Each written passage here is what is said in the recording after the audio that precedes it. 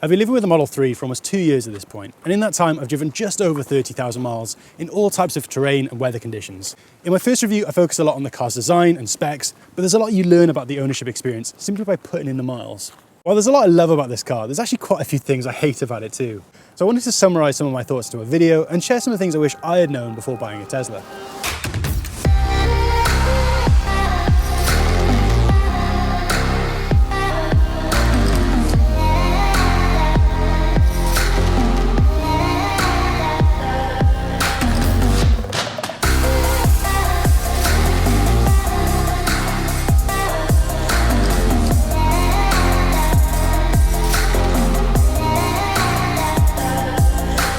Hey pals, welcome back.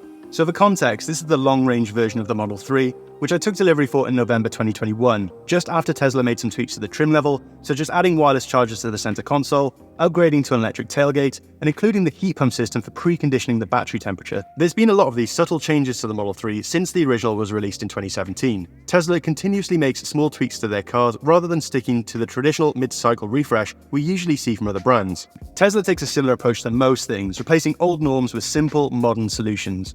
For example, instead of using a traditional key fob, you can set up your phone as a key by downloading the Tesla app, which connects to the car using Bluetooth. In case you're wondering what happens if you lose your phone or if it runs out of battery, on delivery you'll get a pair of these wallet-friendly key cards as a backup, which you can touch against RFID sensors to unlock and drive the car. And that brings me to the first of my annoyances. I'm not sure if it's just me, but phone key only works as intended maybe 70% of the time. There's been many occasions where I've pulled on the door handle and nothing happens for a good 10 to 15 seconds. Not the end of the world, but it always seems to happen at the least convenient times, like when it's tipping down in the rain or if I'm carrying something heavy. The app itself is excellent though, with loads of helpful functions built in. There's all the obvious ones like allowing you to remotely lock and unlock the car, control the cabin temperature, which is the best thing ever on those cold winter mornings, or if the car has been sitting in the sun all day, and there's plenty of additional features specific to electric vehicles, like seeing your charging stats, or setting schedules, which is really helpful if your energy provider offers a lower overnight rate. Booking in a service is all handled inside the app too, which is a much better experience than calling into a garage for an appointment. That being said, this car has been extremely low maintenance, and even though I'm now approaching the recommended schedule for replacing things like the air filters and checking wear on the brake pads, I haven't really had to think about car maintenance. I have gone through a couple sets of tyres though, which cost about £250 a corner. But that's to be expected if you're doing this a lot. That really does not get old. The acceleration of these cars still feels incredible. If you haven't experienced the torque of an electric motor yet, then I would 100% recommend using the link in the description to book yourself in for a test drive. The instant power is really addictive, and even if you're a die-hard petrol head, I guarantee you'll put a smile on your face. All that is to say, you probably don't need the performance version to have a good time. The long-range version of the Model 3 has a 0 to 60 of about 4 seconds, and I can honestly say, it's enough. The performance versions benefit from some exterior upgrades like the 20-inch alloys, lowered suspension and some carbon fiber trim. So you want something that looks a bit sportier, then yeah, go for it. But the actual driving experience is largely the same. There's even an optional acceleration boost that you can purchase directly from Tesla, which closes the gap even further between versions. I will admit, it's difficult to be as excited about the rest of the driving experience. I definitely wouldn't describe it as a nimble car. The body roll is quite pronounced when carrying any sort of speed into a corner, and it has the turning circle of a canal boat. Even though the Model 3 offers supercar levels of acceleration, you have to remember that you're actually buying a sensible saloon with plenty of storage and comfortable seats. So even though the handling doesn't really hold a candle to other sporty car brands, I don't think it should be marked down for not being something it really isn't. I have to be honest though, I've missed the noise of a combustion engine more than I thought I would. Maybe it's just my inner boy racer, but something about having all this speed but no audio feedback just feels a bit disconnected. One thing I've noticed is that the Model 3's acceleration drops off as the battery level goes down. I'll leave it for the engineers to explain why this happens in the comments, but there's a pretty noticeable drop off from when the car is fully charged versus 50% or lower. Speaking of charging, it's time to address the elephant in the room. A lot of people considering a Tesla probably haven't owned an electric vehicle before. And rightly so, there's a lot of questions that come with that decision. It's quite comfy actually.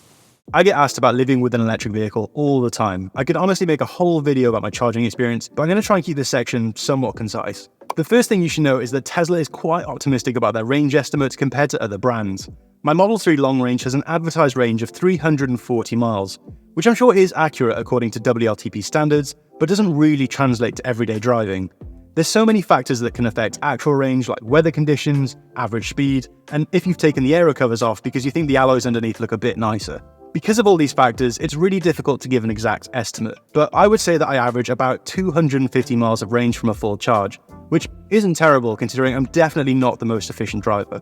To be honest, it's only really on longer journeys that I even think about my car's range, and Tesla's fast charging infrastructure greatly minimises the friction of this. I travel to London about once a month for work, which is about a 330-mile round trip, with pretty much the majority of that being motorway driving, so I need to include at least one charging stop in order to go the distance. Tesla has made this process really simple. I just search for my destination using the car's inbuilt navigation, which will then calculate the car's range based on my own driving habits before selecting superchargers on my journey for charging stops. The car will even give you an estimate of how much battery you'll arrive with and how long you'll need to stop at each charger for. One of the questions I get frequently is how long it takes to charge an electric vehicle. Again, it's not easy to give a straightforward answer, but to keep this as simple as possible, my average charging stop takes roughly 20 to 30 minutes. This might seem like a long time, especially when compared to how quickly you can fill up a gas tank, but the reality is if you start your journey with a full battery, you won't need to charge until you're a few hours into your route. At this point, you'll probably be ready for a bathroom break or food stop anyway, and by the time you've done all this and walked back to the car, it's pretty much ready to go. I've also never had issues with wait times. I've maybe had to queue on 2 or 3 occasions in the time that I've owned the car. However, as Tesla gradually opens up the network to other brands, this may change. There are third-party fast chargers available too, which are slowly improving as other manufacturers realize the importance of reliable infrastructure. But in my experience, Tesla's supercharger network is usually a fair bit cheaper and a lot less hassle, as everything is managed seamlessly by the app. Tesla's supercharging network is constantly improving with more locations and upgraded charging cabinets for faster charge times. However, your experience will really depend on location. I live in Wales, and when I first bought the car, there were just 3 supercharger stations in the entire country.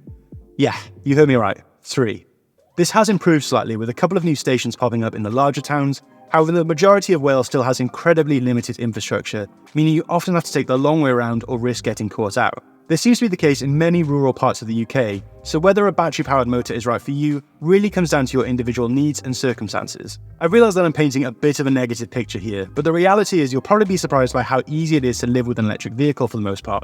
But you may have to calibrate some of your driving habits while the charging infrastructure matures. Hopefully this section of the video will feel out of date soon anyway, and this stuff shouldn't really affect you if the majority of your driving is made up of shorter distances or if you live in an area with decent supercharger coverage. I also wanted to mention that you probably don't need to buy a wall charger, and depending on what type of building you live in, you might not be able to get one anyway. Teslas come included with a plug-in charger, and an overnight charge of about 12 hours will get you over 100 miles of range. So depending on your driving habits, you can probably save yourself a bit of cash if you're topping this off every couple of days. On the rare occasions when I am waiting at a supercharger, the 15-inch touchscreen comes with a large number of apps and games built into the infotainment system to help pass the time. As expected, the panel is really high quality with decent resolution and gets bright enough to use in sunny weather with no issues. While the screen is obviously a focal point of the cabin, Tesla definitely doesn't get enough credit for their sound system, which produces excellent quality audio from the 14-speaker setup. You'll need to pay for premium connectivity if you want to use the car's internet-connected services like Spotify or Netflix. I had 12 months included for free when I bought the car, but £10 a month is quite a lot on top of all these subscriptions. It doesn't really feel like good value to me. There's also no Apple CarPlay or Android Auto, so keeping these features hidden behind a paywall feels a bit cheap when they're so freely available in other cars. The Tesla software experience is always changing through over-the-air updates, and occasionally there are some really cool new features to play around with. I have to give Tesla credit for this, as I haven't seen other car brands offer the same level of after-sale value. Though, similar to the charging situation, you may struggle to benefit from these if you have limited parking options. I live in an apartment block, and my home Wi-Fi doesn't actually reach the car, so I either have to visit a service centre or hotspot off my phone to download any new updates. It probably would have helped justify the cost of premium connectivity if it also let you download these updates as part of the service, but unfortunately this feature isn't included. The user interface gets tweaked regularly as new features roll out. However, these changes aren't always communicated well, and there's been a couple of times where I've had to dive into the menus while driving to figure out where controls have been moved to after a software update. Using a touchscreen is obviously distracting at the best of times, so not only can this be incredibly frustrating, but also potentially dangerous. This wouldn't be as much of a problem if I could rely on voice controls, but the experience is so bad.